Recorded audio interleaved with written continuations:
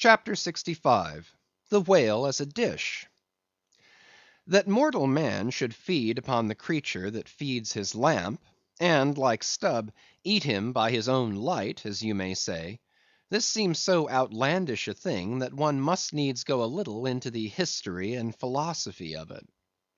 It is upon record that 3 centuries ago the tongue of the right whale was esteemed a great delicacy in France, and commanded large prices there.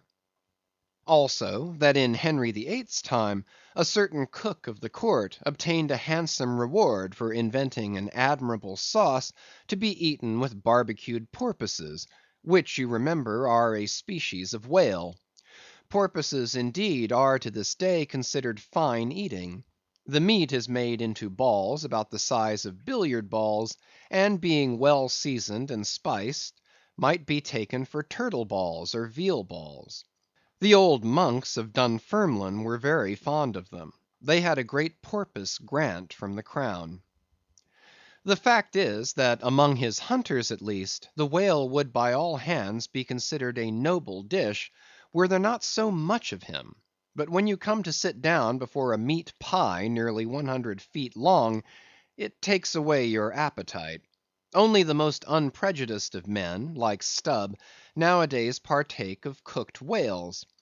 But the Esquimaux are not so fastidious. We all know how they live upon whales, and have rare old vintages of prime old train oil.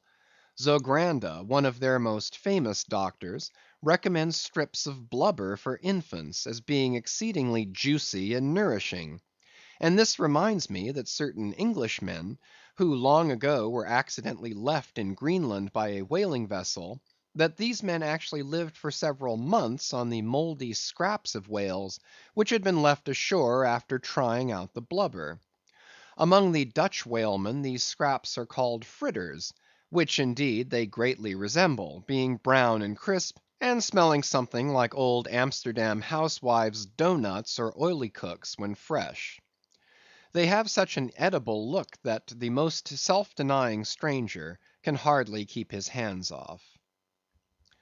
But what further depreciates the whale as a civilized dish, is his exceeding richness.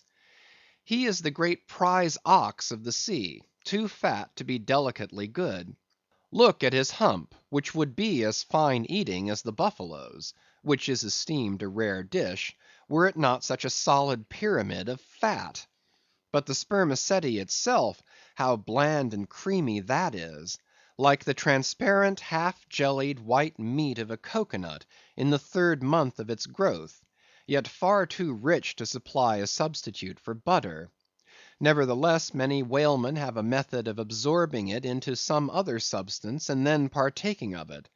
In the long try watches of the night, it is a common thing for the seamen to dip their ship biscuit into the huge oil pots, and let them fry there awhile. Many a good supper have I thus made. In the case of a small sperm whale, the brains are accounted a fine dish. The casket of the skull is broken into with an axe, and the 2 plump whitish lobes being withdrawn, precisely resembling 2 large puddings, they are then mixed with flour and cooked into a most delectable mess, in flavor somewhat resembling calves' heads, which is quite a dish among some epicures. And every one knows that some young bucks among the epicures, by continually dining upon calves' brains, by and by get to have a little brains of their own, so as to be able to tell a calf's head from their own heads, which indeed requires uncommon discrimination. And that is the reason why a young buck with an intelligent looking calf's head before him is somehow one of the saddest sights you can see. The head looks a sort of reproachfully at him, with an et tu, Brute expression. It is not perhaps entirely because the whale is so excessively unctuous, that landsmen seem to regard the eating of him with abhorrence.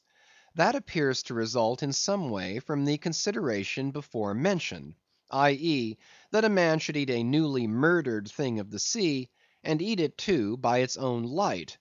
But no doubt the first man that ever murdered an ox was regarded as a murderer. Perhaps he was hung, And if he had been put on his trial by oxen, he certainly would have been; and he certainly deserved it, if any murderer does. Go to the meat market of a Saturday night, and see the crowds of live bipeds staring up at the long rows of dead quadrupeds. Does not that sight take a tooth out of the cannibal's jaw? Cannibals? Who is not a cannibal? I tell you, it will be more tolerable for the Feejee that salted down a lean missionary in his cellar against a coming famine; it will be more tolerable for that provident Feejee, I say, in the day of judgment, than for thee, civilized and enlightened gourmand, who nailest geese to the ground, and feastest on their bloated livers in thy pate de foie gras. But Stubb, he eats the whale by its own light, does he? And that is adding insult to injury, is it? Look at your knife handle there, my civilized and enlightened gourmand, dining off that roast beef. What is that handle made of? What but the bones of the brother of the very ox you are eating? And what do you pick your teeth with after devouring that fat goose? With a feather of the same fowl.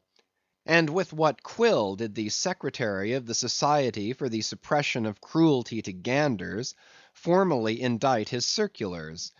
It is only within the last month or two that that society passed a resolution to patronize nothing but steel pens.